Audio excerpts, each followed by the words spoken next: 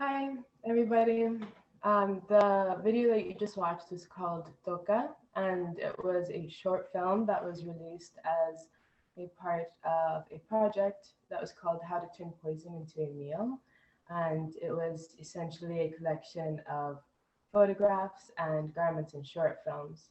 I thought that this piece was kind of perfect to give this example of the body as an archive because it sources movements from my own memory in order to develop it into a different story and performance. Um, I thought that this project was kind of how to turn poison into meal was definitely a recreation of these practices and rituals that I kind of had growing up during my childhood that I either witnessed or was able to take a part in. And of course, um, I made it into this more like abstracted theatrical performance. But I think when I was in the middle of creating it, I didn't quite realize that it was kind of a catalyst for studying movement and postures from old family photographs and videos. Um, my grandma always used to say that I had her legs or that we have the same legs. And I like it just sticks with me until this day. And I think because of that, I think about like what else of hers do I have or what else of other family members do I have? And for me, it's so easy to kind of like slip into a pose while I'm like having a sip of coffee or having a conversation with a friend and just have this like really intense flashback of seeing my grandma just like taking a drag of a cigarette in the same position as I'm like sipping my coffee, which I think is so weird and also so beautiful because in those moments I kind of see myself as her. And these are obviously things that are happening unintentionally. But I feel these things so deeply inside of me. And I think when recreating them, it kind of has this really beautiful, overwhelming sensation and kind of this way to morph a narrative and change it from a memory into a different story. Um, and I think that it's so fascinating the way that we kind of resemble um, and carry the features of our parents, grandparents, ancestors, and so on. Um, but I think that because of that, we tend to store so much in our bodies, whether it's through like stress or knowledge or memories, um, or even things that we haven't quite lived through, which is all still very much of a mystery to me.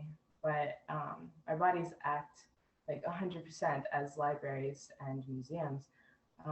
They're kind of these repositories of memory and knowledge, which feels so infinite.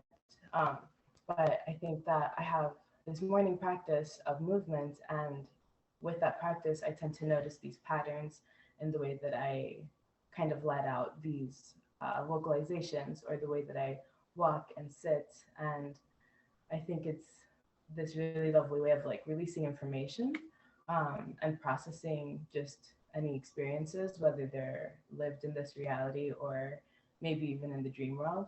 But I think it's kind of this process of like learning and unlearning, which is a huge role in the process of my work and all of the mediums that I work in. And I think that during my time at Revolve with my residency through engaging collections, um, I kind of got to notice the way that I was learning to learn all of these things in the various mediums I worked in. And when I say all of these mediums, I kind of mean within self-portraiture photography or dancing or filming or designing clothing or even direction. And I think that that is this really kind of something that's probably going to continue throughout my work, but it's definitely a big part of the process for me, at least, in order to come back and create this body of work that doesn't exist in one place. It kind of, or under one umbrella or category. It's definitely the intersection of film and dance and clothing design. That's it for me. There is one question in the chat. Should we go ahead and take that question now? Hit it, chat captain. Okay. So Tom asked CoCo, when you produce such a film, who do you have watching over your shoulder? Like, whose sense of appreciation is behind your own? Wow. So when I think about a sense of appreciation, I think of so many people. I definitely feel so supported by my creative community and also collaborators and family members and everyone that's involved in the process of making this was definitely a huge, like, I guess everyone that's a part of it and everyone that is supporting me are the same people that are like kind of the voice in my head that's kind of rooting me on and also critiquing me in a way and just like helping me improve. I hope that answers the question. That sounds like a great answer. Thank you.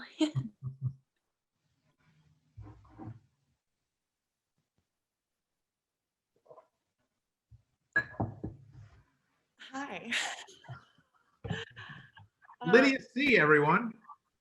I just want to take a minute to hi Robin. I just want to take a minute to like just feel what CoCo was just sharing with us, and just breathe into that for a minute, because so much of what CoCo is talking about is about holding all of these people inside of us all the time, ancestors and collaborators and people who are like 10 feet right over there are all with us, and that's a lot to carry, and it's one of the things that I admire so much about CoCo's work and also learn from. So I just want to like thank you and reflect that back at you. Yeah.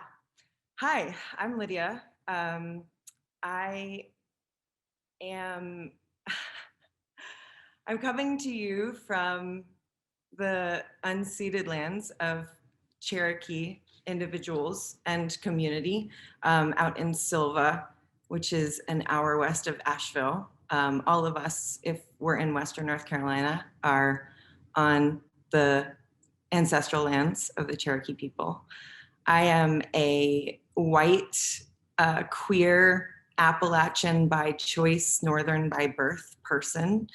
I am a cultural Ashkenazi, ethnic Ashkenazi Jew, not religiously practicing. And I mention all of these things because the more that I learn about representation, and particularly historical and archival representation, the more I realize that whiteness has historically been a default, and using a positionality statement as stripped down as just sharing your the limited amount that you're comfortable with, whether it's pronouns, whether it's your chosen name or your family name, or whether you decide to share your cultural or ethnic background or standing or positionality, particularly for white people, is so important because it allows us to remove ourselves from the dominant narrative as best as we can, in terms of removing ourselves from the automatic normalized default of whiteness. And I was not going to start with all of this information, but as we were talking in one of our meetings, I expressed to the Creative Mornings group how uncomfortable I am sometimes working in community at the intersections of equity and representation with art and archives, because it's not about me. None of this is about me. And while I am centered in my own artwork, I make things, I make objects. I'm about to put on an MFA show in 4 parts across 4 different locations. And those are all awesome things that I would love to tell you about. But also every part of my creative practice, every part of my studio practice and my practice in building community is intrinsically linked to the lived experiences of the people in my community that I'm working alongside and working with. And that is, it includes folks who I'm working with through Engaging Collections. Through the organization that I run, we work with artists to uplift individual and underrepresented narratives. So as CoCo was sharing with us, CoCo's work is representative of the body as archive and also as the archive of many gestures across disciplines that an artist may take that might diverge from a traditional, historically accepted traditional art path where the artwork can be commodified and made tangible, where it can be sold in a gallery or shown in a museum in some sort of physical form and owned and made permanent. And with performance, that is not the case. Also, the body is difficult to archive because archives and histories and tangible artworks rely on provenance or provenance. And all of these things are so important because many of them have been authored and maintained by the white gaze. From museum directors and curators to library science professionals and archivists and librarians to the educational system and tenured individuals in tenured faculty positions, the power has historically been hoarded by white people. And so, so I bring all of these things up, and I bring up provenance. And for those who are not in the academic or museum or library science fields and don't know this term, provenance is essentially a CV or a resume with footnotes that includes every address that you've ever lived at and every lover you've ever had. It's everything about an object. So an art object's provenance would be anyone who's owned the art object, every exhibition it's been in, every time it's traveled from point A to point B, and the provenance of that thing, where it came from, who owned it, and who held it for a time, adds sustaining value to that piece.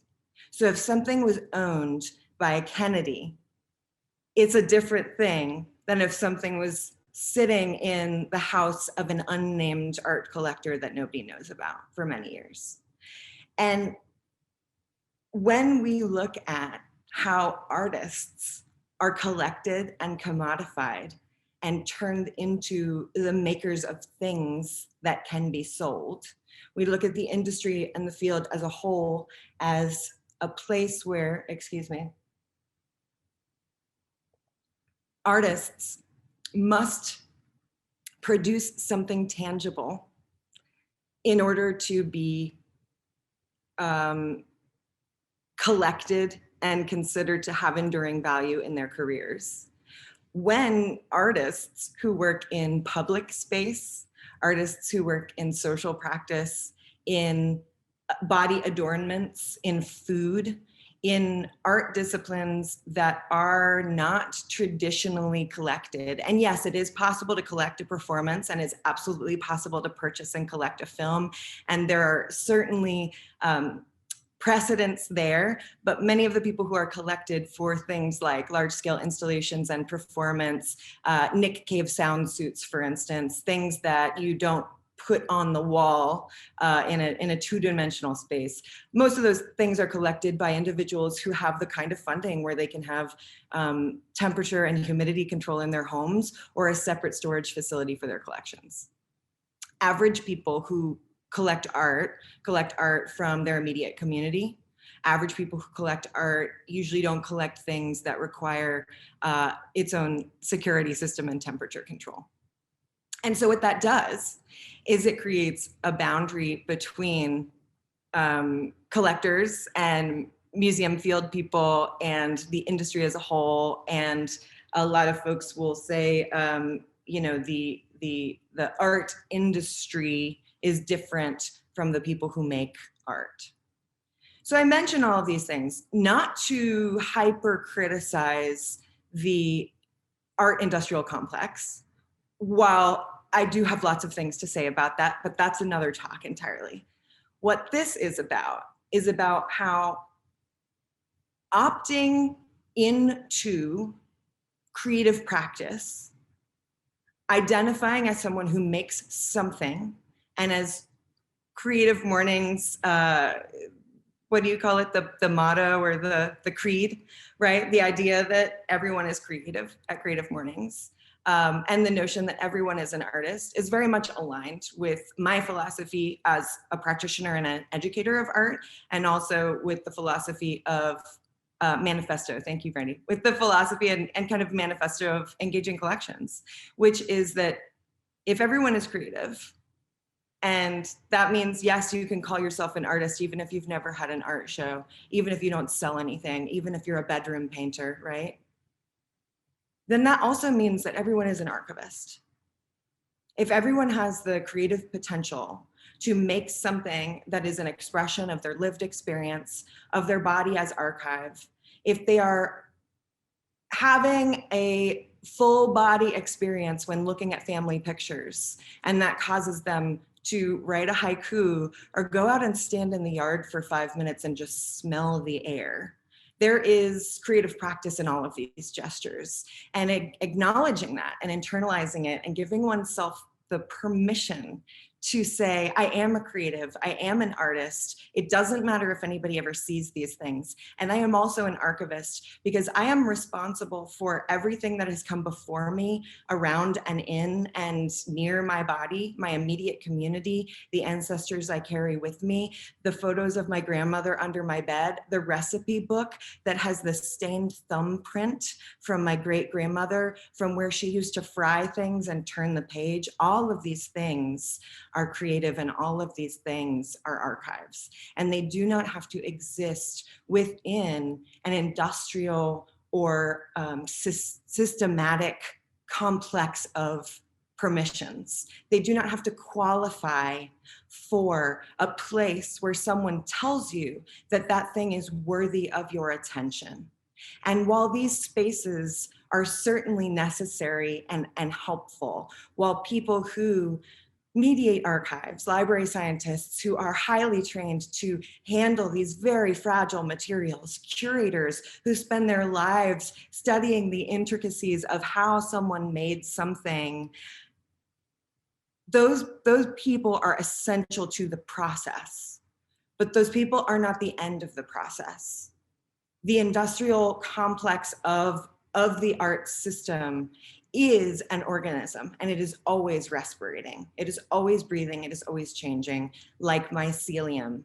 All of the threads that connect everything to everything else within the art field and the archives and library science fields is always growing and changing. And we don't see the mycelium. We see the fruiting body, which is the mushroom. We see the thing sticking out. We see the art show.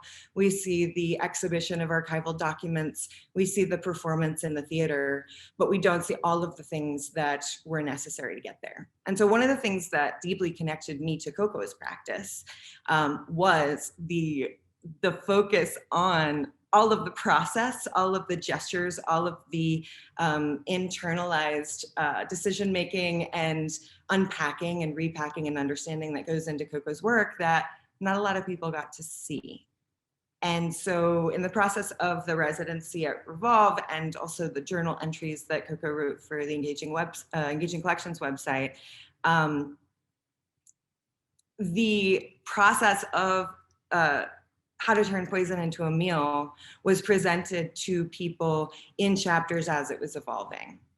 And being able to demystify the creative process and peek inside of an artist who, in terms of performance and garment design and fabrication, the viewer usually doesn't see those things until they're seamless. Well, seamless in the, you know what I mean, until they're complete, until they are ready to be seen, right? They are ready to be presented. And that's often how we encounter art, is this is done here. It's fully baked and ready to go. So peering inside of that, demystifying the process of making art is pretty radical and divergent, because we're told that our success sometimes is contingent on the presentation of our work and ourselves. We're also told that the art industry is a commodity, as are we, and that the scarcity mindset is the thing that's going to help our careers. I want to say that, and then I want to say there is enough for everybody, always, full stop. Scarcity does not serve us as a community. Scarcity does not serve us as individual artists. Competition with other artists does not serve us, especially competition between women and non-binary femmes who have spent the majority of our lives competing just for crumbs from patriarchy. And believing that a scarcity mindset will advance someone in their career it's a trap. And just as comparison is a thief of joy, as is the scarcity mindset. And that is divergent, because we are told that a metric of our success as creative people is being able to be better, so that we don't have to choose between the jobs that we can't afford to turn down and the jobs that we really want to do. The euphoric commissions, the pieces that we make for ourselves that nobody is going to buy, but we do them for ourselves. The community and social practice work that cannot be commodified, but is more important to do to drive community engagement and stitch the social fabric of a neighborhood together. These are things that cannot be commodified. They just can't.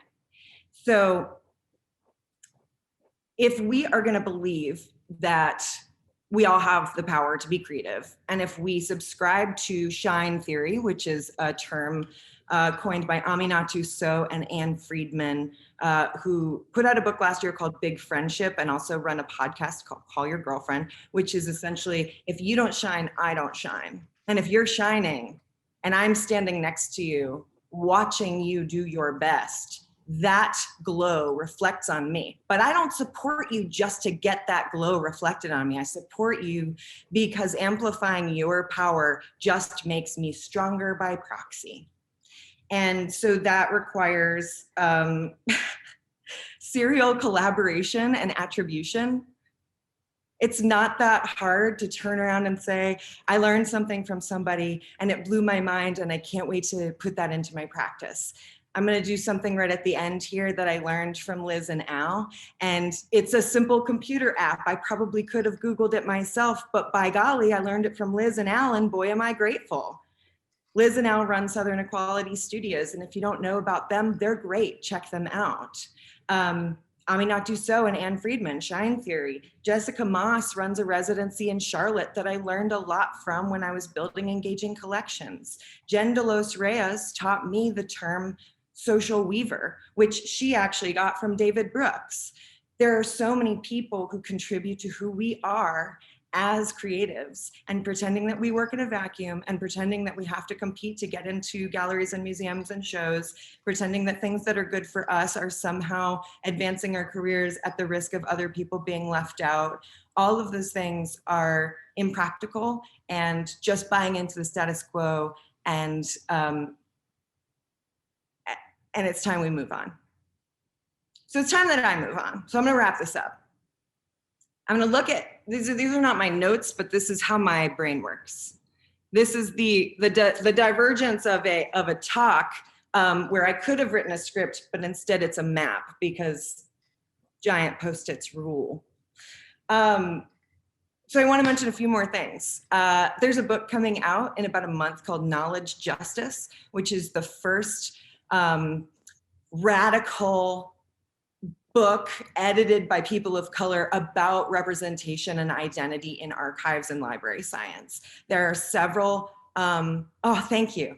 You can actually pre-order it at Firestorm in West Asheville. They added a way to pre-order on their website. So you can actually, you can benefit Firestorm and get it for actually less expensive than ordering from MIT Press directly. So do that.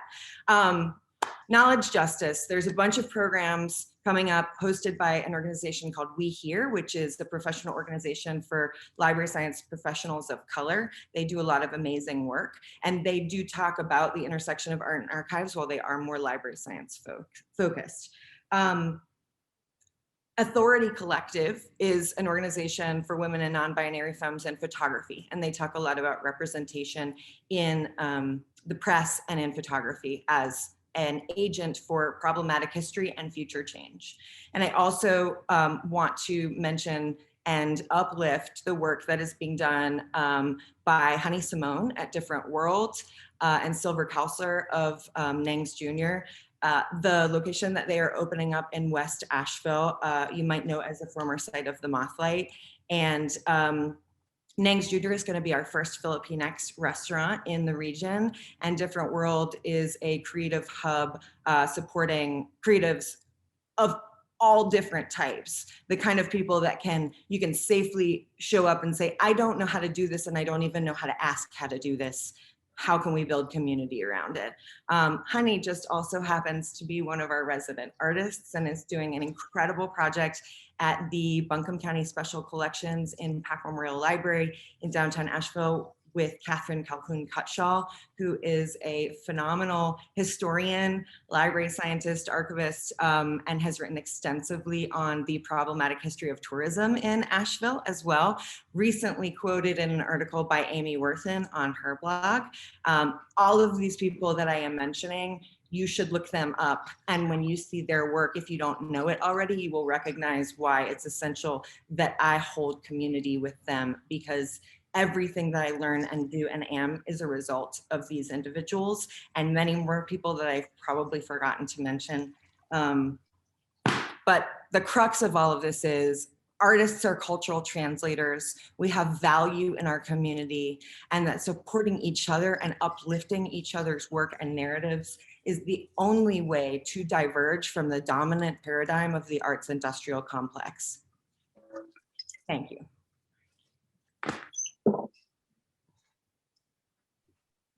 Thank you, Lydia.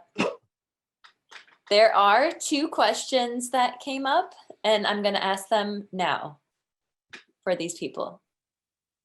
So the first question was, do you feel there is a difference between being a creative and being an artist, or is it just semantics? That's a really hard question, but you know, I figured it was worth asking. I think it's a hard question that everybody needs to ask themselves. Yeah. I will give everybody permission for everything. I will say, like, hey, you want to call yourself a farmer even though you've only ever grown 1 tomato plant? Go for it. So that's on you. Whomever asked that question, if you're asking a question, you're probably struggling with some stuff, right? So maybe unpack, what are the moments of creative euphoria that make you feel most yourself? What are the things that make you go, damn, I just made something and that gesture feels really good? And maybe that's what you should call yourself. Maybe it's not even an artist. Maybe it's, you know, a transdisciplinary chef. I don't, yeah. It could be very specific. I think that's a very good point though. And especially with the calling yourself a farmer, even though you've only grown 1 tomato, is like, is your title as a creative or an artist or anything else only available to you based on your success, which is like, if that's in your thought process, you should probably kick it out and Yeah. like you said, unpack that. Totally. And I will say this though, I don't ever mean to devalue, like I mentioned, you know, archivists are highly trained professionals, and each archivist has an area of specialty. Like some people spend their entire careers handling pieces of paper from the 1400s, you know, like every field has highly specialized people. And I am not in any way saying you can call yourself a microbiologist and march into a lab and start handling other people's slides, right? What I'm saying is, if just like how gender is a spectrum, and if today I feel masc and tomorrow I feel femme, and that's okay for me because it's just mine, it actually doesn't involve anybody else, your perspective on your own creative practice can also be that much of a spectrum and does not have to be so binary. But also within the respectful confines of acknowledging that people do a lot of labor around their fields and being deferential to that. Yes. Okay, and the other question is, how did you personally come to believe that there is enough for everybody? Oh, I have to tell myself that every day. Yeah. Yeah. And I will admit, I'm going to tell y'all, I'm a Gemini. I'm very, not getting positive reinforcement is really hard for me. And as someone who shows up as extremely extroverted, and maybe I've been called aggressive and loud and things like that. Remember that your loud, expressive, articulate friends also need help, and also need positive reinforcement, and also needed to be reminded that when they go out of their way to tell you how meaningful you are to them, that in their love language, that's probably asking you to do the same for them. And a lot of people don't understand that the way that we show love to ourselves, to our community, and to our romantic and platonic partnerships is often the way that we are asking for love. And so every single day, I have experiences where I go, of course I want that for myself. I deserve it. I work really, I don't know if I can swear on here, but whatever, I'm gonna do it. I work really fucking hard.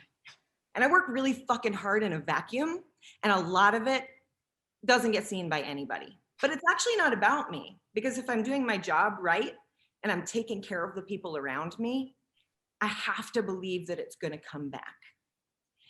And I don't do things because I expect it to come back. And that's the barrier.